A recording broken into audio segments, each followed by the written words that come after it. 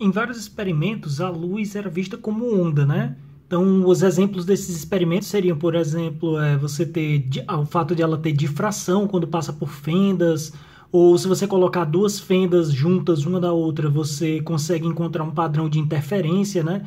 E esse tipo de coisa era o tipo de coisa que a gente observava para a amplitude de uma onda, por exemplo, uma onda na superfície de um líquido, ou alguma coisa assim, né? Então, isso dava a entender que a luz era para ter um caráter de onda, né? Mas aí, depois de um tempo, foram feitos experimentos como o experimento do efeito fotoelétrico, do efeito Compton, o de raios-x, o do experimento de Planck, que era a explicação de Planck, na verdade, para a radiação de corpo negro, né? E nesses experimentos, a luz era vista como partícula. E aí, então, uma coisa que sempre foi vista como uma onda, talvez possa ser vista como partícula, esse era o caso da luz, né? E aí, o que o de Broglie pensou foi, por que a gente não vê também o contrário?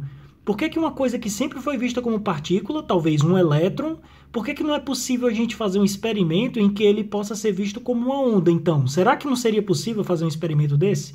Então é isso que a gente vai debater agora aqui, né? Será que não é possível, já que a luz sempre foi vista como onda, a gente faz um experimento e ela é vista como partícula, talvez seja possível também a gente fazer o mesmo com elétrons, né? Então o elétron sempre foi visto como partícula e agora eu faço um experimento em que ele é visto como onda. Então agora sim, o que é que significa o elétron ser visto como onda? A primeira coisa que a gente tem que pensar é que a coisa que me dá mais caráter de onda para a luz, por exemplo, é o fato de ela ter difração e interferência, né? Então a gente tem que pensar mais ou menos como é que seria a difração e interferência de um elétron. E aí, no caso, na época que a gente estava pensando sobre luz como uma onda e como partícula, etc., a gente tinha um feixe de partículas, né? Um feixe de fótons. Essa é a ideia da luz como partícula, né? Então a gente vai pensar num feixe de elétrons. Essa é a primeira ideia, né? Aí eu teria que ver se um feixe de elétrons, de alguma forma, sofre difração e interferência. Mas difração e interferência até para a luz, ela não acontece com qualquer fenda. Ela acontece quando você tem uma frequência para essa onda, e aí você tem um conjunto de fendas aqui paralelas, por exemplo, e essas fendas, a distância entre elas tem que ser mais ou menos da mesma ordem do comprimento de onda da onda que vai passar por aqui, certo? Para formar essa interferência aqui. Então, se aqui eu tenho um comprimento de onda lambda, aqui eu tenho que ter uma coisa da mesma ordem de grandeza do comprimento de onda lambda. E aí, qual é o comprimento de onda lambda para um elétron? Essa que é a pergunta, né? E quando eu soubesse o comprimento de onda lambda para um elétron, qual deveria ser? Será que eu consigo achar mesmo um difrator para o elétron? Então, essas são as perguntas que a gente tem que responder aqui. Então, o de Broglie começou a pensar sobre essa ideia aí, e aí vamos ver aqui como é que a gente vai fazer. Existem dois caráteres que eu quero discutir aqui. Um é o de onda e o outro é o de partícula, não é isso? Então, quais são as coisas que têm caráter de onda? O que é que as coisas que dão caráter de onda? Seria o comprimento de onda, né? A onda ela está assim, eu tenho aqui um comprimento que eu chamo isso aqui vai se repetir periodicamente, né? Então, isso aqui vai sendo repetido, esse comprimento eu vou chamar de comprimento de onda, e a forma como isso aqui varia com o tempo, e a periodicidade disso no tempo, é o que eu vou chamar de frequência, né? Pronto, onda tem a definição de lambda e a definição de frequência, comprimento de onda e frequência, né? Agora, para partícula, o que é que eu posso ter para partícula? As partículas, elas têm energia, né? Elas têm momentum, né? Então, eu tenho que ter um jeito de conectar uma coisa com a outra. Como foi que eu fiz para a luz? Para a luz, eu conectei energia com momento, né? Então, eu conectei energia com frequência, quer dizer, fiz essa conexão aqui e fiz essa conexão aqui. Se vocês lembrarem como é que o Planck determinou essa coisa toda da luz como uma onda, e como o Einstein fez também, como o Compton fez, como todos eles fizeram, vocês vão ver que em todos os casos o que você tem é uma coisa tipo assim, a energia de uma partícula é h vezes a frequência da onda que representa ela, não é isso? E o momentum de uma partícula é o h sobre o comprimento de onda da onda que representa ela, certo? Então essas é que vão ser essas foram as relações que fizemos para poder descrever a luz como partícula. Então, se eu quiser descrever um elétron como uma onda, eu tenho que conectar a energia dele com a frequência da onda que representaria ele e o momentum do elétron com o lambda que representaria da onda que representaria esse elétron. Então essa que é a chave agora. Então vamos lá, vamos pensar aqui no lambda, porque o lambda é que é importante para aquela, não na frequência exatamente, mas no lambda, o lambda é importante para aquela distância entre as fendas de interferência, né? Então vamos pensar aqui qual deveria ser esse lambda. Vamos pensar que esse elétron, de onde é que ele está vindo? Ele vai vir, por exemplo, de um experimento como aquele de produção de raios-x. Eu tenho aqui um tubo, e aí esse elétron ele vai ser ejetado desse tubo. Eu vou colocar aqui uma voltagem, e aí ele vai sair desse tubo com uma certa energia potencial, vai acertar um bloco de um sólido aqui, certo? Então eu quero ver uma coisa desse tipo aqui. Esse elétron vai vindo aqui, vai vir com uma certa velocidade, e aí por isso ele então vai ter um certo momento. Aqui tem uma voltagem, né? Então como é que vai ser a energia cinética desse elétron? Quando ele ganhar toda a energia potencial que ele tem aqui e for convertida em cinética, ele vai ganhar uma energia cinética de E vezes V, né? Essa é a energia cinética dele. Mas a energia cinética ela também pode ser escrito como 1 meio de mv2, mas se você mexer um pouco na massa e velocidade, porque eu não tenho massa e velocidade aqui, né? Eu tenho só momento. Então é melhor você escrever isso como P2 sobre 2m, não é isso? E aí se você fizer assim, momentum ao quadrado sobre 2m, você vai ter momentum é igual a raiz de 2m vezes v, né? E aí isso implica, então, que se eu quiser saber o comprimento de onda desse elétron que foi ejetado aqui, para uma onda que representaria esse elétron, esse lambda, então, deveria ser h sobre o momentum, né? E aí, quando eu botar o momentum aqui, eu tenho raiz de 2 vezes m vezes a voltagem. Se você trabalhar com essas constantes aqui, massa do elétron, carga do elétron, constante de Planck, isso aqui você vai encontrar uma coisa do tipo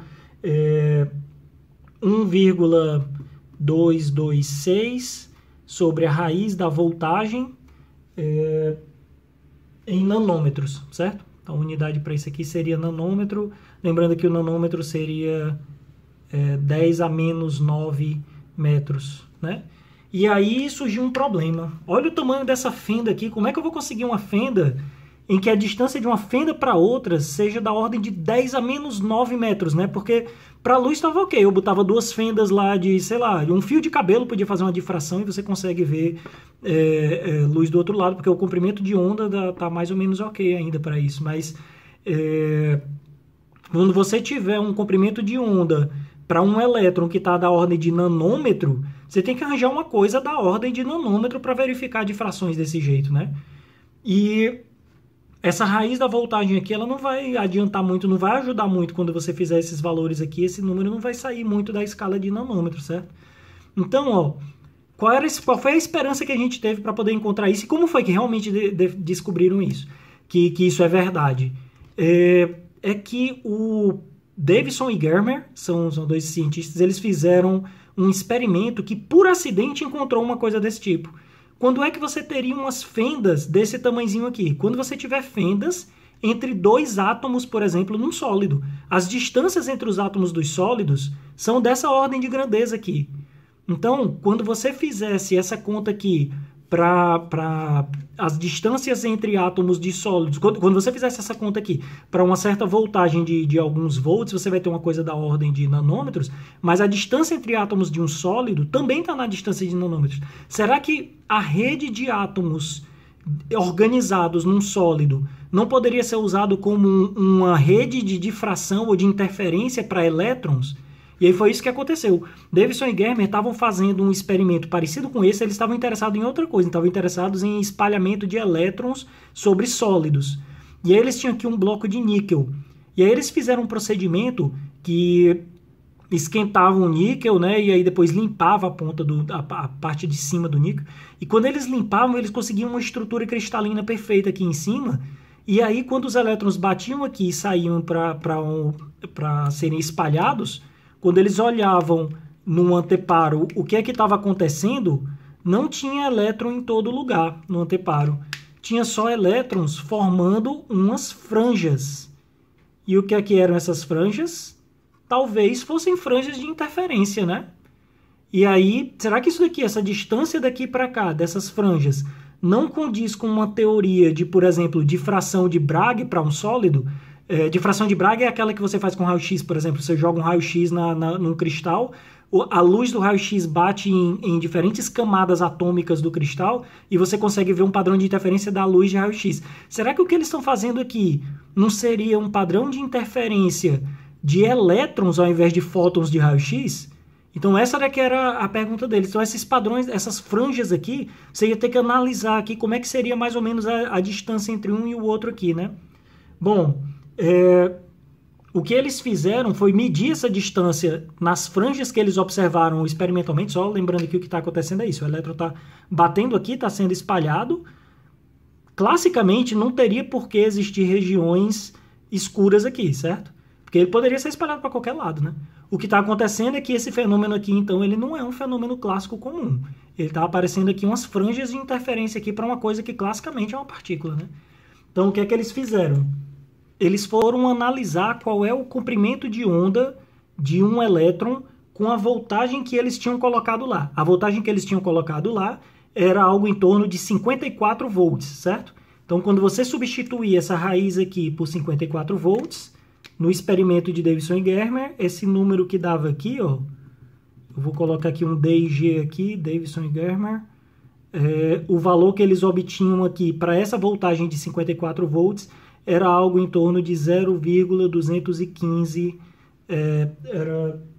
era algo em torno de 0,165 nanômetros, 165 nanômetros. Isso aqui eu posso ainda reescrever aqui, esse valor que eles obtiveram aqui era um lambda de 1,65 angstrom, certo?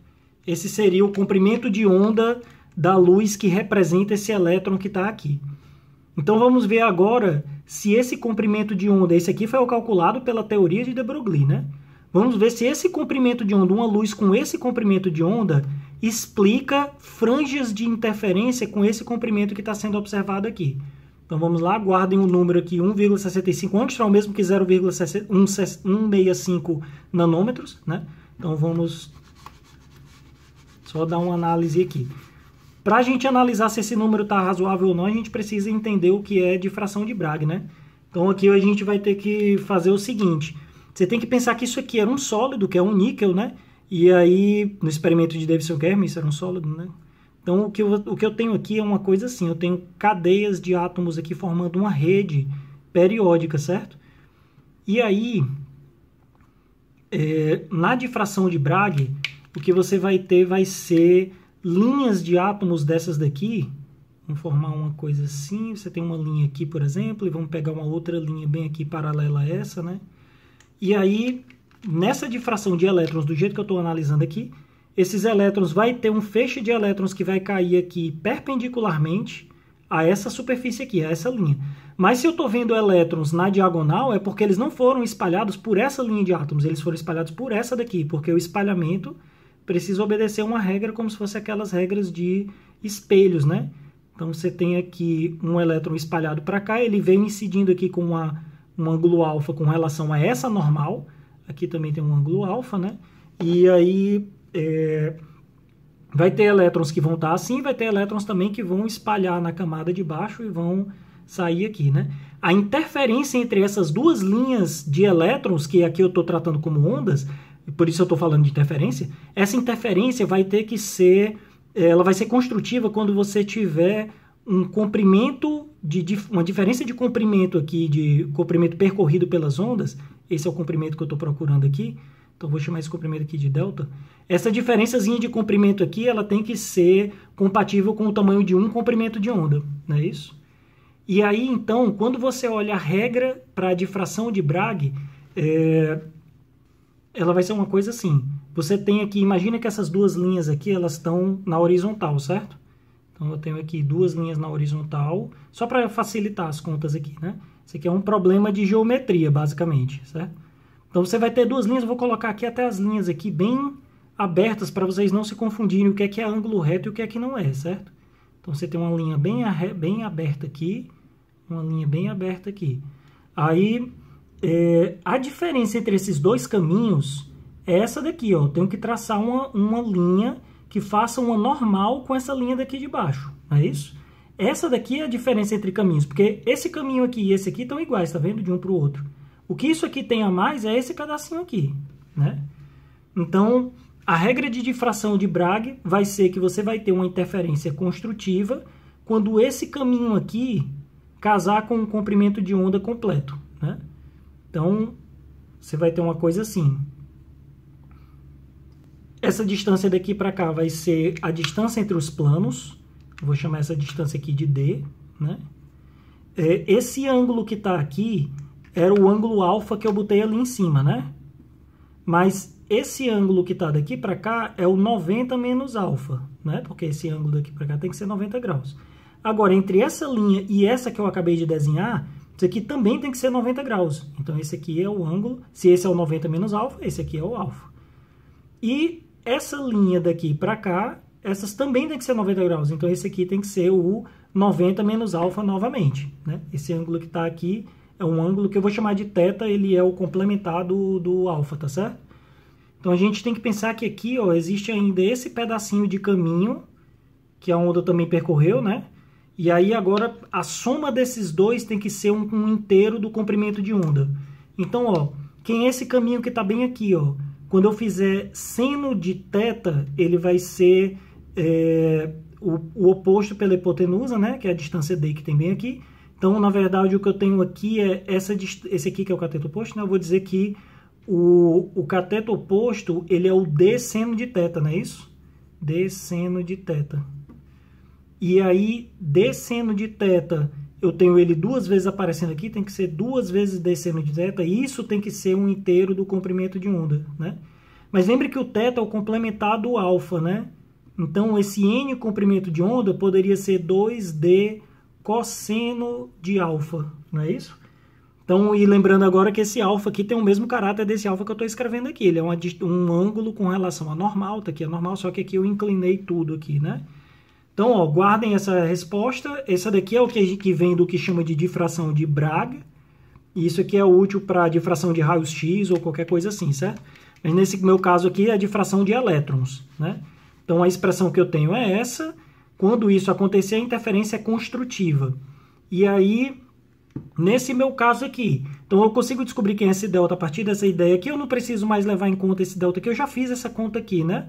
Então, assim, a diferença de caminhos aqui que eu botei seria essa e essa. E aí, esse tanto de caminho a mais percorrido por essa linha é o que vai gerar essa regra, né? Então, pronto. Sabendo que essa regra é verdade, eu preciso de mais uma coisa, porque essa distância que está aqui não é bem a distância entre átomos, né? É a distância entre dois planos quaisquer que eu desenhei aqui, né?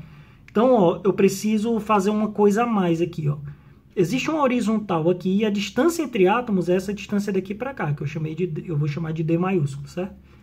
Esse ângulo que está aqui, ó, que é 90 graus, daqui para cá, né? Quando eu pegar essa linha que está bem aqui, essa linha vai fazer 90 graus com essa do plano que eu desenhei. Esse ângulo aqui é alfa, esse aqui é o 90 menos alfa. Então, esse aqui é o alfa de novo, não é isso? Essa distância daqui para cá é o D minúsculo no meu contexto aqui dos dois planos. Esse aqui é o D minúsculo, né? Esse ângulo que está aqui é alfa e essa distância daqui para cá é o D maiúsculo, que é a distância entre os átomos, que é essa que realmente é útil para mim, né? Então, com esse meu triângulozinho que eu desenhei aqui, o que eu concluo é que D seno de θ, D seno de alfa, quer dizer, D seno de alfa é igual a esse Dzinho, não é isso? E a minha difração de Bragg, finalmente, juntando as duas informações aqui, minha difração de Bragg precisa acontecer quando n lambda for igual a 2D minúsculo. Quem é D minúsculo aqui, na verdade, é D seno de alfa vezes cosseno de alfa. E aí, 2 seno de alfa cosseno de alfa é o mesmo que cosseno, ou que o seno de 2 alfa. 2 alfa, na verdade, é esse ângulo daqui para cá, né? Ó, entre a incidência e a reflexão seria, então, esse ângulo bem aqui, ó. 2 alfa eu vou chamar de ângulo φ. 2 alfa, esse aqui é um ângulo φ, né? Esse ângulo φ é o ângulo da minha detecção aqui, então, né? Quando eu olhar meu ângulo de detecção, aqui eu vou ter que n lambda n lambda precisa ser igual a d seno de 2 alfa, seno de φ, né? Esse φ é igual ao 2 alfa, não é isso?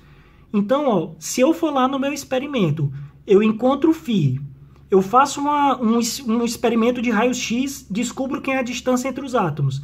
Se eu substituir isso aqui, eu consigo descobrir quem é esse lambda que está aqui, né? Eu posso pôr um número inteiro aqui e descobrir quem é esse lambda. Quando você faz isso no experimento de Davidson e Germer, você vê que existe uma franja dessa num ângulo de 50 graus. Quando você abre aqui 50 graus, aparece uma franja dessa. Aí você substitui 50. Pega esse D que veio lá do experimento, o lambda, ou o D, que é a distância entre átomos de níquel, é cerca de 0,215 nanômetros, certo? Você pega esse D para o átomo de níquel e substitui aqui. Pega o φ no experimento, você vê que tem uma franja em 50, então você bota 50 graus aqui. Quando você fizer essa conta, você vai descobrir quem seria esse lambda aqui. E o lambda que eles descobrem é um lambda igual a 1,67 angstrom. Se você pegar aqui o lambda que o Davidson e Germer descobriram, ele dava 1,67 angstrom, e o ângulo que estava previsto, se eu usasse a teoria de de Broglie, era de 1,65. A gente fez esse cálculo há pouco tempo aqui, né? Então, a concordância era perfeita, né? Assim, não é tão perfeita, você tem um 0,02 angstrom, mas é uma concordância muito, muito boa, né? Para um experimento numa ideia que não existia na época. Então, essas franjas que estão aparecendo aqui, elas têm tudo para ser um caráter de onda do elétron. O que foi que eu fiz aqui, resumindo a história toda? Eu disse que elétrons eram partículas, essas partículas têm um certo momento e uma energia, né? E aí, qual seria o momentum dessa partícula? É um momentum definido pela voltagem que eu coloquei nessa bateria aqui quando fiz o elétron sair, né? Com essa voltagem eu encontro um momentum que era raiz de 2mE vezes V, né? E aí eu fazia aquela conta lá do momento e encontrava um momento para esse elétron. Mas eu estou dizendo que ele pode também ser visto como uma onda, e essa onda tem comprimento de onda 1,65 angstrom. Como é que eu sei que isso é verdade? Eu sei porque se esse elétron entrar num sólido que é, por exemplo, o níquel, que tem uma distância entre átomos da ordem do comprimento de onda aqui, isso aqui seria algo em torno de 2,15 angstrom, por exemplo, ele é da mesma ordem de grandeza desse lambda. Então esse elétron acaba sofrendo interferência. Como é que eu sei disso? Eu estou vendo aqui as franjas de interferência no experimento, entendeu? Então, e essas franjas de interferência, elas poderiam não ser franjas de interferência, elas poderiam ser um outro efeito. Mas, quando você calcula quais deveriam ser as franjas de interferência para um elétron que tem esse comprimento de onda, elas de fato batem com essas franjas de interferência aqui. Na verdade, o que eu fiz aqui foi o contrário, né? Quando eu pego essas franjas de interferência com um ângulo de 50 graus, por exemplo, eu encontro uma delas, substituo o D, que é a distância daqui para cá, e procuro quem é o lambda, ele bate exatamente com o lambda que eu encontro com a teoria de de Broglie. Então, isso aqui tem tudo para ser uma demonstração de que elétrons satisfazem características que eram entendidas só como características de onda.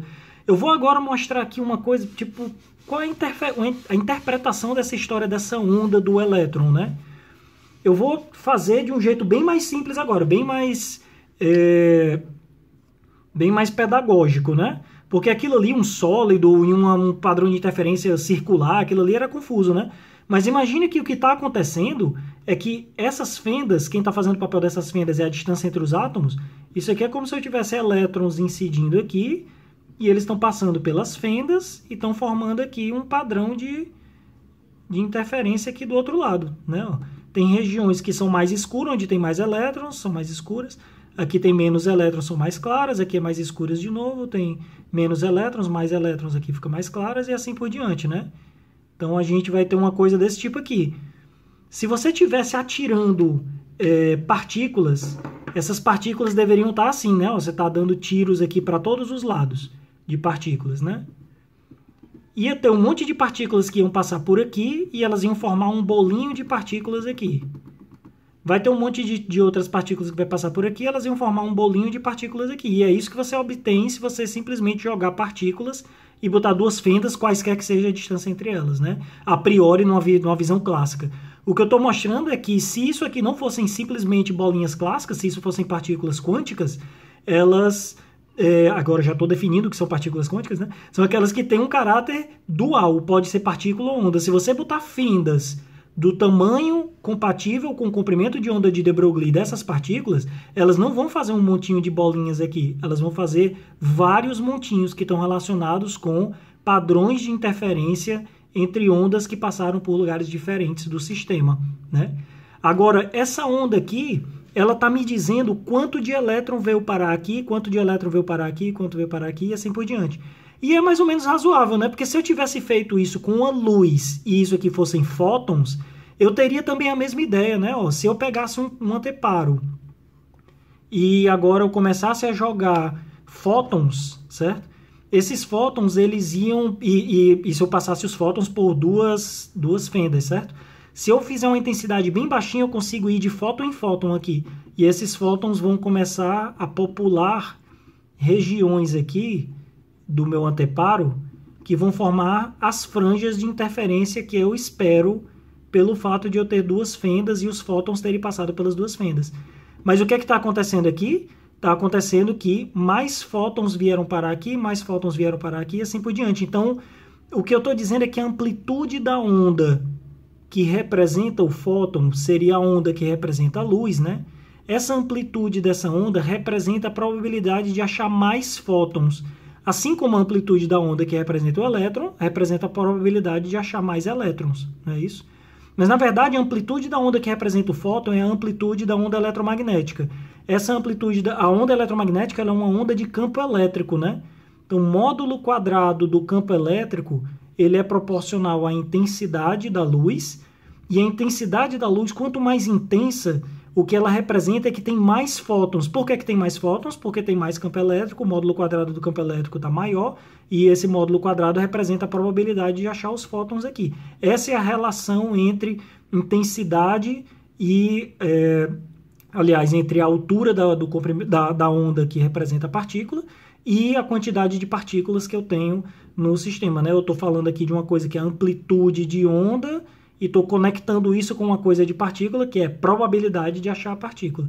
No caso do fóton, acaba que a onda eletromagnética é uma coisa que a gente conhece. Simplesmente vai ser uma onda de campo elétrico e a amplitude dessa onda vai me dizer onde tem mais fótons e por isso ela é mais intenso.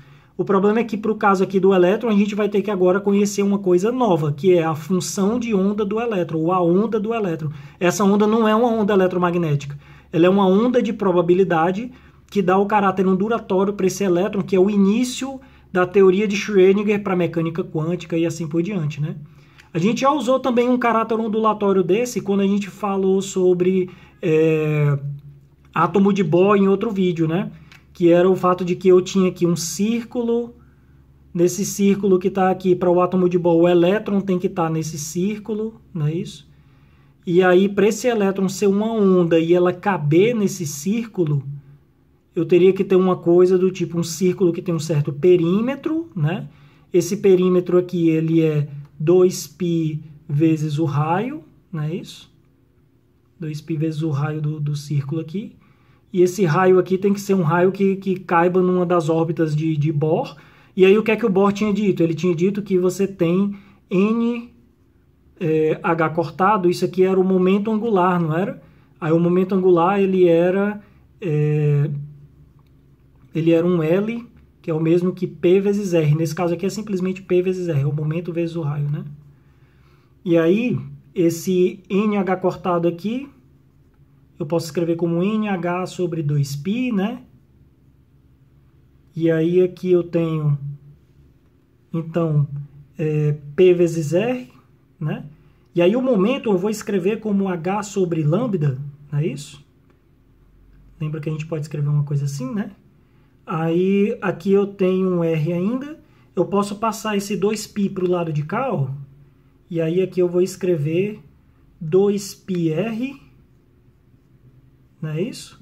P vezes R, o H sobre lambda vezes R, o 2π que estava aqui embaixo eu passo para cá, esse H eu cancelo com esse H, e agora eu estou dizendo que N lambda é igual a 2π vezes o raio. Então o que é que eu estou dizendo aqui? Que não é qualquer órbita no átomo de Bohr que é válida. Só as órbitas cujo raio obedece a isso aqui, onde você tem 2π vezes o raio e é igual a n vezes lambda, é o inteiro do comprimento de onda do elétron, não é isso? Só só órbitas que satisfazem isso aqui são órbitas aceitáveis. Então, o raio de Bohr, ou a ideia do raio de Bohr, ou seja, a ideia de quantização de momento angular, ela é uma outra prova que veio depois aqui sobre com relação ao caráter ondulatório dos elétrons, que era a ideia de de Broglie. Né? Na ideia de de Broglie, onde é que ela entra aqui? Entra no fato de que P é H sobre lambda. Quando eu fizer isso, eu encontro essa expressão aqui, que é uma expressão razoável para o fato de eu ter que dizer que isso aqui precisa ser um inteiro de um comprimento de onda, senão você não tem periodicidade na onda do elétron que está aqui nessa órbita, né? Mas lembre que o Bohr, quando ele fez isso, não existia ainda a ideia do de Broglie. O Bohr fez essa ideia aqui sem pensar na história da onda, mas depois a gente conseguiu verificar que a ideia é razoável por causa disso, né? Então é isso.